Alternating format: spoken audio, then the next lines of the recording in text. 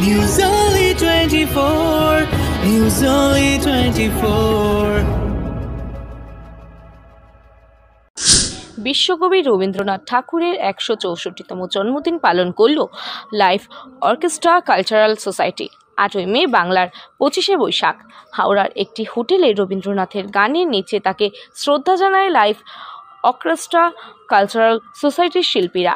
রবীন্দ্রসঙ্গীত পরিবেশন করেন অমিত চক্রবর্তী, আদিত্য ভৌমিক, সোমা দাস, দীপান্বিতা সাহা, আনন্দ চক্রবর্তী, নেহা ও দেবাঞ্জনা রায়। রবীন্দ্রসঙ্গীতের সঙ্গে নৃত্য পরিবেশন করেন সমিতা সিনহা ও ঈশিতা। সমগ্র অনুষ্ঠানটির পরিকল্পনা ও পরিচালনায় ছিলেন লাইভ অর্কেস্ট্রা কালচারাল সোসাইটির কর্ণধার চলচ্চিত্র পরিচালক বাদল সরকার। অনুষ্ঠান সঞ্চালনায় ছিলেন সুজাতা ভট্টাচার্য।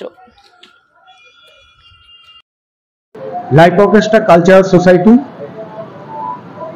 এরা বিভিন্ন সামাজিক বিভিন্ন কাজকর্ম করে যুক্ত থাকে, তার সাথে সাথে হোটেলও ব্যান্ড চালায়।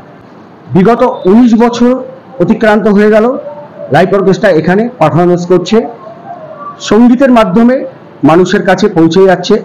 আমরা প্রত্যেকটা অনুষ্ঠানকে বাংলার এবং ভারতবর্ষে যেসব সংস্কৃতিবান সঙ্গীতের অনুষ্ঠান আছে এবং সমস্ত শিল্পীর জন্মদিন আমরা এখানে উপস্থাপন করি। কত বছর ধরে রবীন্দ্র জয়ন্তী করছেন এখানে?